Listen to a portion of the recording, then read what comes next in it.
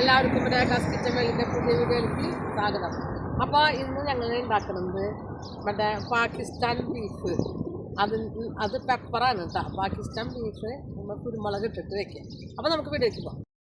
അപ്പോൾ നമ്മൾ ബീഫ് കറി വെക്കാനായിട്ട് ബീഫ് പെപ്പറാണ് കേട്ടോ, കുരുമുളക് ഇട്ടിട്ടാണ് വെക്കുന്നത്. പാകിസ്ഥാൻ ബീഫാണ്. അപ്പോൾ നമുക്ക് എല്ലുള്ളതാണ് കിട്ടിയിട്ടുള്ളത്. അപ്പോൾ അത് 1 കിലോനെ കഴുകി വൃത്തിയാക്കി വെച്ചിട്ടുണ്ട്. അപ്പോൾ ഇതിനൊരു മണമുള്ള കാരണം വിനാഗിരി ഒഴിച്ചിട്ടാണ് ഞാൻ കഴുകി വെച്ചേക്കുന്നത്. അപ്പോൾ നമ്മൾ അതിലേക്ക് ആവശ്യമായിട്ടുള്ളതെന്ന് 2 സബോള സ്ലൈസായിട്ട് അരിഞ്ഞ് വെച്ചിട്ടുണ്ട്, ഒരു 8 പച്ചമുളക് നടു കീറി വെച്ചിട്ടുണ്ട്, ഒരു തണ്ട് കറിവേപ്പിലുണ്ട്, പിന്നെ മല്ലിയില, ചെറിയ ഉള്ളി, ചുവന്നുള്ളി ഒരു 10 എണ്ണം അരിഞ്ഞ് വെച്ചിട്ടുണ്ട്. പിന്നെ അതേപോലെ തന്നെ വലിയൊരു കഷ്ണം ഇഞ്ചിയും ഒരു കുടം വെളുത്തുള്ളിയും ചതച്ച് വെച്ചിട്ടുണ്ട്. അപ്പോൾ നമ്മൾ കഴുകി വെച്ച ബീഫുണ്ട് ഒരു പാത്രത്തിലേക്ക് ഇട്ട് കൊടുക്കാം. അതായത് പാത്രത്തിലേക്ക് ഇട്ട് കൊടുത്തിട്ടുണ്ട്. ഇനി നമുക്ക് അതിലേക്ക് വേണ്ടത് കുറച്ച് സബോളയാണ്. കുറച്ച് സബോള ഇട്ട് കൊടുത്തിട്ടുണ്ട്. അതേപോലെ ഒരു 3-4 പച്ചമുളക് കീറിയിട്ട് കൊടുത്തിട്ടുണ്ട്.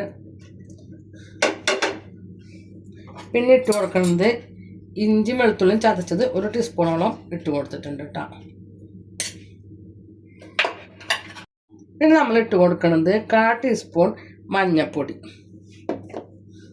പിന്നെ 1 ടീസ്പൂണോളം കുരുമുളക് പൊടി, 1 ടീസ്പൂൺ മുളക് പൊടി, 1 ടീസ്പൂൺ മീറ്റ് മസാല. പിന്നെ ഇട്ട് കൊടുക്കുന്നത് നമ്മൾ ഉപ്പാണ് കേട്ടോ. ഉപ്പ് ഇട്ട് കൊടുത്തു. ഇനി നമുക്ക് കുറച്ച് വെളിച്ചെണ്ണ ഒഴിച്ച് കൊടുക്കാം.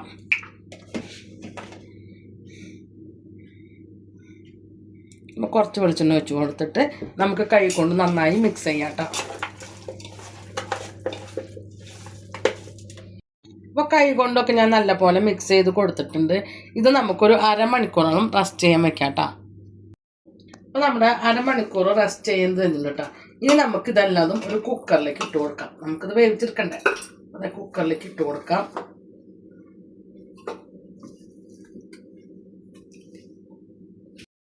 നമുക്കിനി കുറച്ച് വെള്ളം ഒഴിച്ച് കൊടുക്കാം കേട്ടോ. ഇതിൽ അത്യാവശ്യത്തിന് നെയ്യൊക്കെ ഉണ്ട്. അപ്പോൾ അത് കാരണം 1 ഗ്ലാസ്സോളമാണ് വെള്ളം ഒഴിച്ച് കൊടുത്തേക്കുന്നത്. അതുപോലെ ഇത് നല്ല വേവുള്ളതാണ്, അതുകൊണ്ട് 5 വിസിൽ വരെ അടിക്കണം. അപ്പോൾ കുക്കറൊക്കെ അടച്ച് വെച്ചിട്ടുണ്ട്. നമുക്ക് സ്റ്റവ് കത്തിച്ച് കൊടുക്കാം. ഒരു 5 വിസിൽ വരട്ടെ കേട്ടോ. അപ്പം നമ്മൾ 5 വിസിലൊക്കെ അടിച്ച് എയർ പോയിട്ടുണ്ട് കേട്ടോ. അപ്പോൾ നമുക്ക് ഇറച്ചിയൊക്കെ വെന്തോന്നൊക്കെ തുറന്ന് നോക്കാം.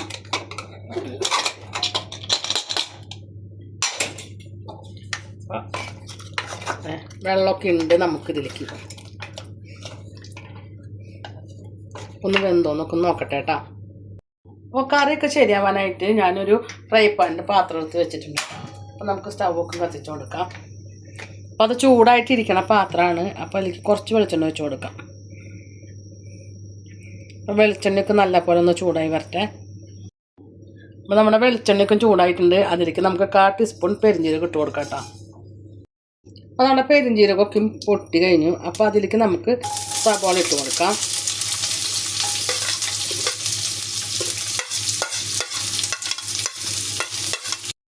അതിൻ്റെ ഒപ്പം തന്നെ ചുവന്നുള്ളി അരിഞ്ഞ് വെച്ചതും ഇട്ട് കൊടുത്തിട്ടുണ്ട് കേട്ടോ.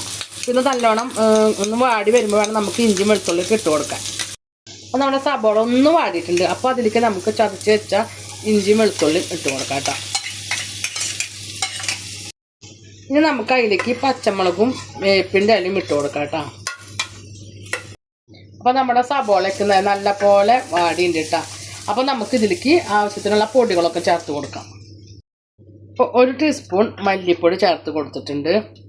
പിന്നെ 1 ടീസ്പൂണോളം ഇത് കാശ്മീരി ചില്ലി പൗഡറാണ് കേട്ടോ, ഒരു നിറത്തിന് വേണ്ടിയിട്ട് അത് ചേർത്ത് കൊടുത്തിട്ടുണ്ട്. 1/4 ടീസ്പൂൺ മഞ്ഞൾപ്പൊടി ചേർത്ത് കൊടുത്തിട്ടുണ്ട്.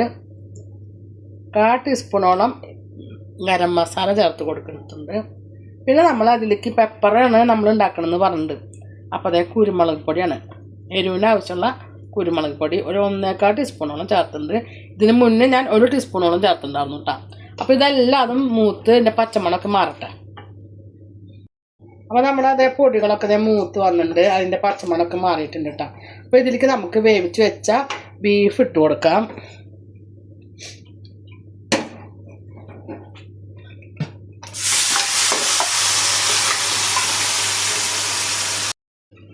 അപ്പോൾ ബീഫൊക്കെ ഞാൻ നമ്മുടെ മസാലയിലേക്കൊക്കെ നല്ല പോലെ കൂട്ടി ആക്കി വെച്ചിട്ടുണ്ട് കേട്ടോ.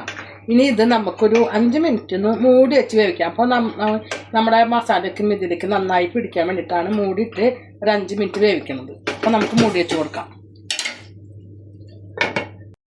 അപ്പോൾ 5 മിനിറ്റ് ഒക്കെ ആയിട്ടുണ്ട് കേട്ടോ. അപ്പോൾ നമുക്കൊന്ന് മൂടിയൊക്കെ ഒന്ന് തുറന്ന് നോക്കാം കേട്ടോ. നമ്മുടെ പെപ്പർ ബീഫ് ഇവിടെ റെഡി ആയിട്ടുണ്ട്. ഇനി നമുക്ക് ഇതിലേക്ക് കുറച്ച് മല്ലിയില ഞാൻ നേരത്തെ എടുത്ത് വെച്ചിട്ടുണ്ടായിരുന്നു. ആ മല്ലിയില നമുക്കൊന്ന് മുകളിലൊന്ന് വെതറി കൊടുക്കാം കേട്ടോ. അപ്പോൾ എൻ്റെ വീഡിയോ ഇവിടെ വൈൻഡപ്പ് ചെയ്യാണ്. വീഡിയോ ഇഷ്ടപ്പെടുകയാണെങ്കിൽ ലൈക്ക് ചെയ്യുക, ഷെയർ ചെയ്യുക, സബ്സ്ക്രൈബ് ചെയ്യുക, കൂടെ ബെൽ ബട്ടൺ അടിക്കുക. അതിൻ്റെ ഒപ്പം തന്നെ ഓൾ എന്നുള്ള ബട്ടൺ കൂടി ഇടുമ്പോൾ പുതിയ വീഡിയോയുടെ നോട്ടിഫിക്കേഷൻ വരും. അപ്പോൾ പുതിയൊരു വീഡിയോയുമായി വീണ്ടും വരുന്നതായിരിക്കും. അതുവരെയും ടാറ്റാ ബൈ ബൈ.